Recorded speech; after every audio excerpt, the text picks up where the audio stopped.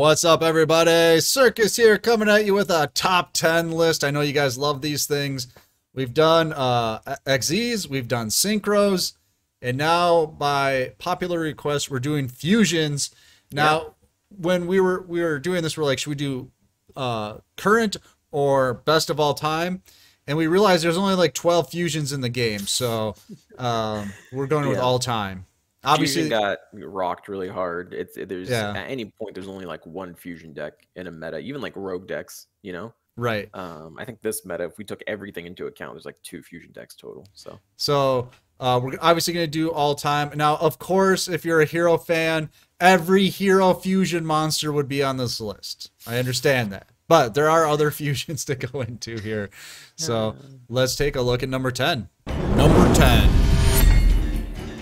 All right, coming to number 10. This is the one that everybody talks about so much, right? Oh, man. This is the one people are like, this is how you got to start the game, man. This is how you get into Trap it. himself. Yes. Red Eye Slash. Yeah. Red Eye Slash Dragon was actually meta at one point. It was broken at one point. Yeah, it was what -1. Yeah, I was gonna say famous with actually. Yeah, one of his Casey Cups, right? Or one of his. It's actually funny because it's a deck that was always really counterable. Right. But it was so helmet, if you will, that a lot of first-time competitive players like picked it up and just were able to pilot it to such success because it was, if you didn't have an out to it, you were gonna die, right? It was kind of like current Lunalight, how Lunalight functions right now. But back then, you know, we still had things like spell books that could easily get rid of it if you had spell books. Just not a lot of people like to play it, or even Subterror on release immediately countered it. But it was just funny to see. Right now it's irrelevant, but you know, it was a very powerful fusion back in the day. Really easy to make with Red Eye's Fusion, Red Eye's Insight. And then Power the Guardian plus. I was about to say that brought Power the Guardian into the meta. It brought Power the Guardian in the meta. Let's go. Gotta love it. Really classic old time fusiony monster. All right, speaking of an old time fusion monster, let's take a look at number 9. Number 9. All right, coming at number 9 is Masked Hero Anki. Now, is this technically a fusion summon? No, but is purple. It's purple, yes. If Harpy Lady is going to be a synchro monster, well, guess what? So Anki's a fusion monster. Now, I know what you're going to say. Should this be number 1? If I was PDS, yes, I would say this is number 1. Yep. You know how many hero fans are already... Bye. Heroes are not relevant right now, but they were relevant for a very long time. That Anki deck was like a year. Yeah, I think it was probably one of the first decks that lasted that long too. If not the first deck that really lasted that long. And I don't mean just was around. I mean it was very meta relevant or the top. It just kept coming in and out, and you're like, oh my god. And even if you have it today, it's still, you can still use it. You can hit Cog with it. It's great for farming decks if you happen to have it. Probably the best farming deck around. Yeah, it's expensive, but if you had it from back then, you still have it. Why not? Why wouldn't I use it? And yeah, it's still, you know, even if heroes get support in the future, this will probably still be a part of their strategy. It's just way too strong on Duel Links with 4K life points, being able to search mass changes, being able to direct attack. It's just very powerful. So it earns it a very solid 9th place, just because it's not meta right now, pretty much. All right, the next one, the King of the Trolls, number 8. Number 8. All right, coming at number 8. Oh god. Why'd we do this one, Rye? But this, at least this is truly a fusion monster, right? Not like that last one. Actually fuse. Yeah, but yeah, Lunalight Saber Dancer. This is the one everybody Lunalights. So broken. You can't beat this card. Good. If Lunalights, it's kind of the current Red Eyes, Red Eyes Dragon deck, you know, / Dragon deck. It's if you're new to the competitive scene, and you run into a Lunalight, you're probably gonna lose, right? Because you don't know. Like, I don't have anything for this. Yeah, but realistically, we have so many outs now, and it's one of those things where it's like, if you didn't have an out, what are you doing? Right. It's like your deck kind of like doesn't have an out. That's weird. You don't have Lightning Vortex, Hammer Shot, Smashing Ground, Rhino, but like there's so many Grand Ball, everything outs his card now, right? But if you're And not that's why ready for it, you're just like, if you're not ready for it, here it comes. man. You know, so it's interesting because Lunalights have never actually broken into the metagame. They've always been mid to high rogue, right? Like Right. the closest they got was pretty high rogue, and there might have been a shot before they got their limit when Tinky came out. Yeah. But even then, like the decks that they would have countered, things like Water Exceed and stuff like that, was dropping out of the meta anyway. And other decks were going to come in that easily outed this. Yeah, because no matter what, if you do have an easy out, you know, it's hard for them to keep recycling their fusion spells and their polymerizations and you know things like that, and getting their monsters being able to just continually fuse is the problem. That being said, if you played Lunalights before the nerf, and if you happen to get Tinky after the nerf, extremely easy King of Games, because no one plays around it, no matter how long it's been around for. Right. No one plays around Destiny Draw if you're in ladder. Even in some tournaments, people don't play around it. So it's very easy to get some cheap wins.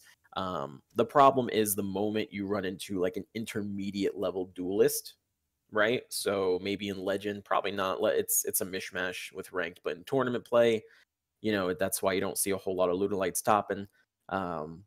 You know, it feels like you really can't do anything. It's like easy to get into, but then you cap really fast, right? And then you have to find a better deck, essentially. So that's why it's a little bit lower than you would expect, but on its own, very powerful monster. All right, speaking of a better deck, that's a perfect segue into number 7. Oh, lad. Number 7. All right, number 7. This is actually multiple fusion cards here, and that's all of the Ritual Beasts. Is all of them. You know why? Because in one turn they go through every single one anyway. Right. You know, it brought in the idea of well, we had Gladiator Beasts for contact fusions, but this is where it really got crazy, right? They come in, they bring in whatever, then they tag out, then they go into the Canahawk, they tag out, they end on the Pedal Fin, they pass your turn, then they tag out into another ulti Canahawk, search another card, tag. You know, it's just endless. So you can't really point at any one Ritual Beast fusion. Which one's the good one? In one turn, they all show up, right? So the entire archetype is just kind of based on fusing the Ritual Beast, and they had such a massive impact. It was a deck that came out. It was extremely cheap. Everyone disregarded it, and then it won big tournaments, small tournaments. It did well in KC Cup. It got hit with a limit too. That's how bad it got. Like, it had to lose TTH and True Nade because they were like, all right, enough's enough. This needs to stop. Well, it also took second place in what was Worlds, you know, the KCGT last year with with Kurnow King. Yep. Yeah.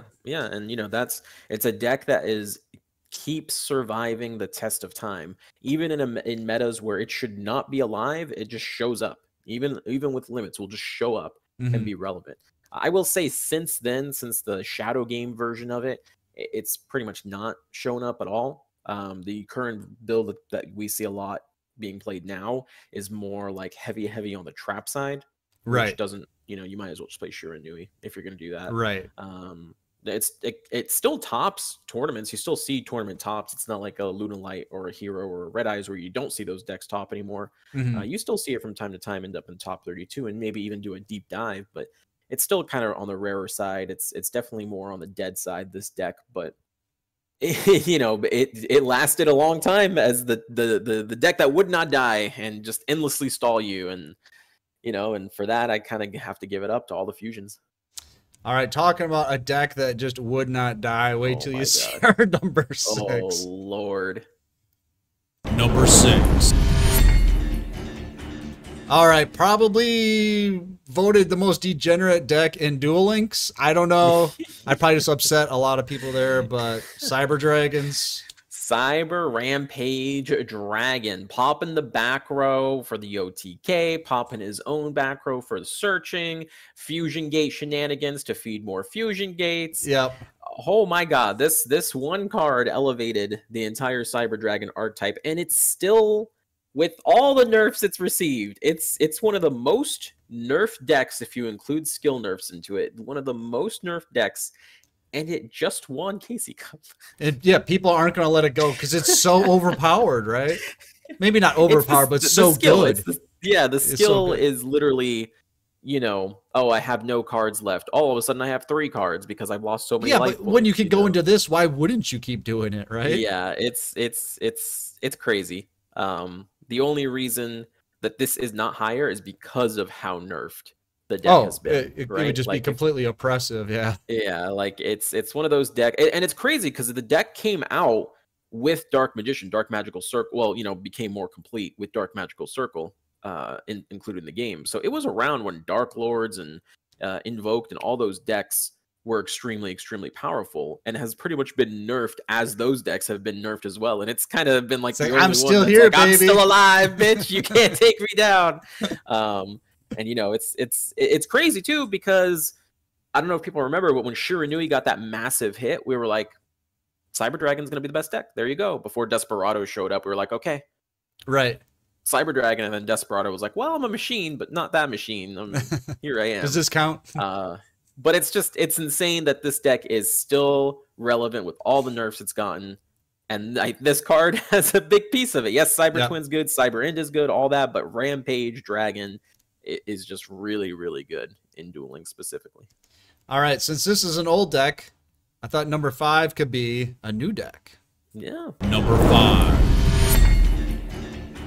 All right, coming at number 5, Gaia the Magical Knight. Oh, man. Relatively new to the game, right? But definitely having an impact. Yeah, I mean, and it's crazy how much of an impact it has. This is actually one of the better fusion monsters we have, right? Like being able to free pop, being able to essentially shut down spell traps and hand traps in the battle phase, being able to gain attack by just swinging into things. It kind of shows you how there hasn't really been that many fusions to begin with in Duel Links. It's just been, we've had really strong ones like the Invoked archetype.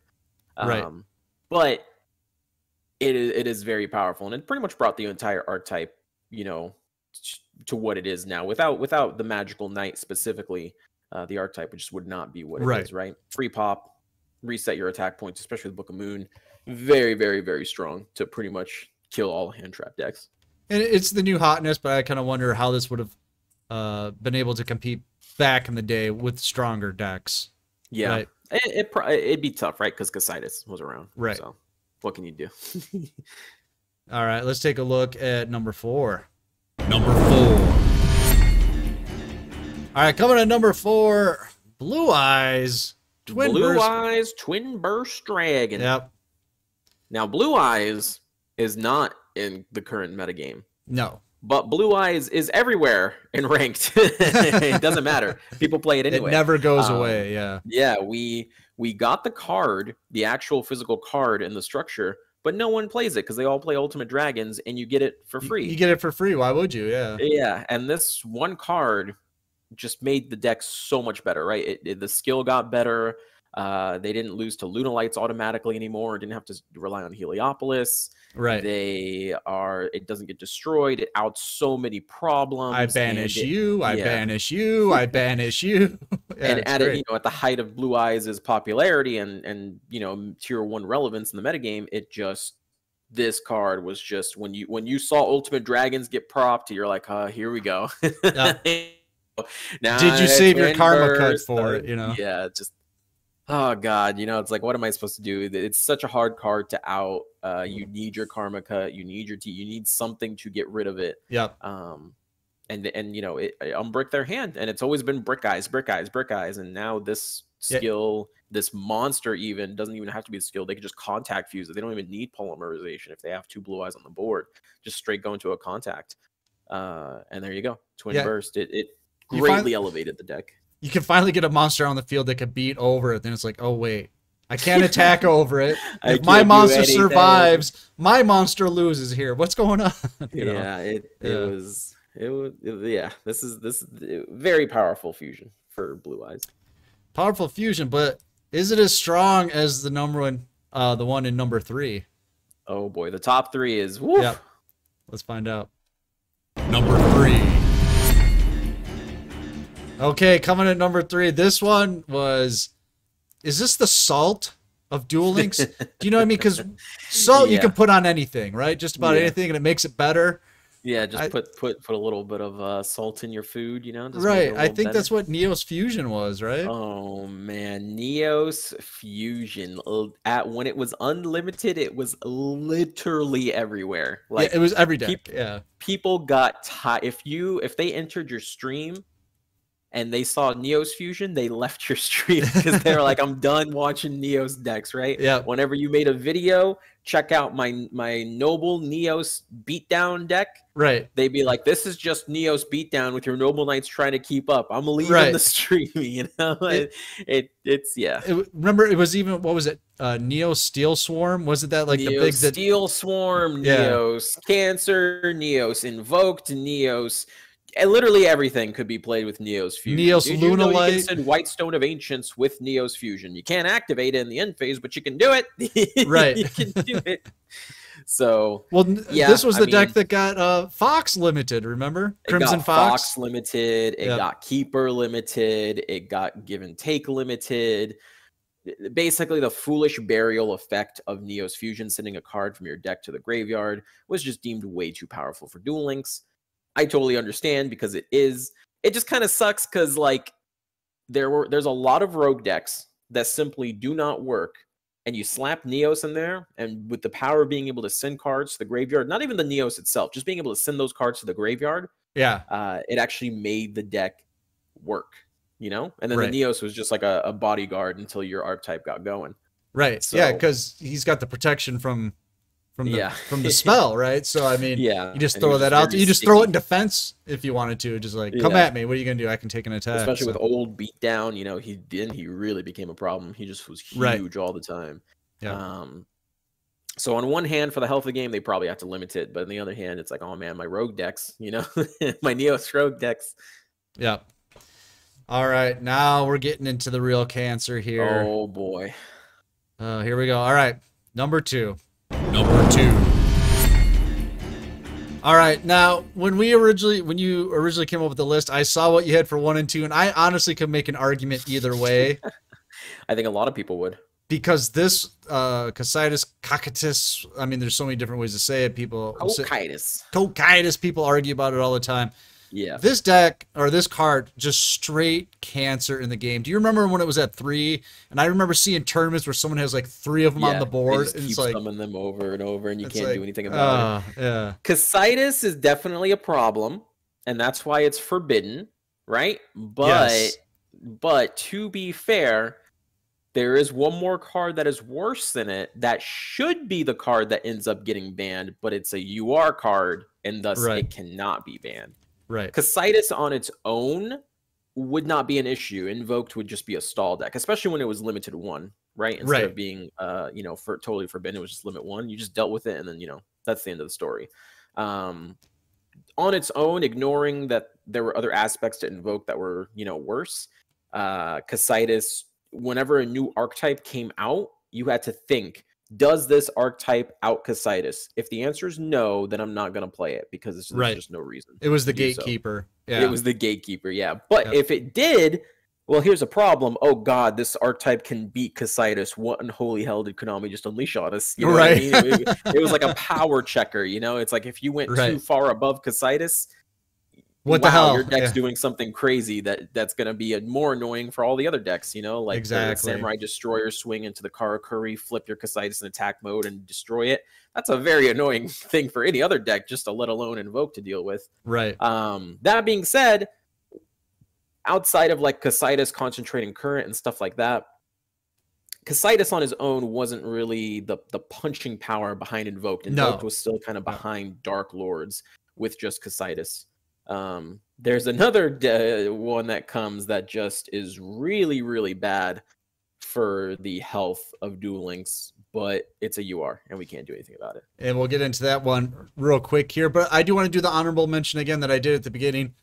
All Heroes Fusions. All right. All Heroes Fusions get an honorable mention. All right. Every single one of them. Every single one. I know there's a lot of Heroes fans out there, but every single one of those are the best. All right. Now we're going to get to number 1. The biggest cancer card in the game, or one of them, right? All right. Here we go. Number 1. All right. Was there any question from the beginning Purgatory, baby. Purgatory, like 1 and 2. These two, I feel like I said, were Yeah. interchangeable, but like you said, this was the punching power for the deck, and This is what made the deck just go overboard, right? They could stall you better than almost any stall deck. yep, And then they just one card, one single Purgatrio can do enough damage to totally annihilate you. And we're not even counting concentrating current and Alistair boosts at that right, point. yeah. It I can mean, swing over anything. It can do a bunch of damage. yeah, the amount of damage you could do in one turn was Oh, ridiculous. And you can't put monsters in defense to stall against it. You can't, it's like you can't stop the onslaught of Purg. He can attack all your monsters. You can't float into other monsters. He is by far the biggest issue when it comes to invoked decks, but he is a UR card, and thus Konami is not willing to really do anything about that. The worst you They can hit do everything around it, yeah. Yeah, exactly. The worst that could happen is this goes to a limit 3. Right. Which, Alistair and Invocation's at limit 3, so if you did that, you'd play 1 Invocation, 1 Alistair, 1 Purgatrio. Yeah. So, like you were that's what saying, you would kind of see. You couldn't like put monsters in defense, and like you couldn't like stop yourself from being killed. I was thinking Ritual Beast, like he takes out like a defense position window, she summons another window, so he hits that one, and just does more damage. Things like Crystron, and then even if you deal with a Purgatrio, you can use the Purgatrio that's now in your graveyard to summon another Purgatrio. Another Purgatrio. So it was just like this yeah. constant fight against the deck. This deck is what brought in Element Sabers, right? Element Sabers were around, but they couldn't do anything because what am I going to spam Cytis? Like people were playing Flip Flop Frog and stuff. Even on release, Cytis had outs. So if your only plan is to play the stall card and then wait for Concentrating Current, other decks like Dark Lords and other variants of Dark Cavalry, Neos are just going to outspeed you. But then this card came out and it was like, well, I don't have to stall until I have triple Cytis or Concentrating Current. I just have to stall until I have a fire monster. Right. and then you're Element dead. Saber was like, actually, all my monsters can be fire if they want, Yeah. This card doesn't belong in Duel Links. It can attack too many times, do too much damage. We only have 4,000 life, but it's a UR, so we're stuck with it until Konami decides to do the same thing they did to True Nate. SR cards can now be banned. Well, guess what? UR cards can now be banned and or limited. And that's one. Hey, if I got a ticket to trade for, that wouldn't be a bad box to trade in. So. Yeah, Aerial Assault, not bad. Listen, there's some good stuff. We can work with that. Yeah. All right, guys. Let us know what you think in the comments below. Besides the hero fusions. Besides the hero. I know they're the best ones in the game. I agree. Yeah. We couldn't put them on the list because we didn't think it was fair to the other fusions. Name one hero card besides Anki that's a fusion. They're all amazing. I can't. Oh, no. That's how amazing they are. Oh, God. All right. Let us know in the comments below what you guys think. Is it a good list? Is it a bad list? I think it was pretty good. All right. We're going to get out of here, but you should get in the Discord because it's free. The tournaments are free, and the new player help is free. I'm Circus. That's the Fusion Rye. Hero Rye. Ban Purgatrio. And we'll see you next time.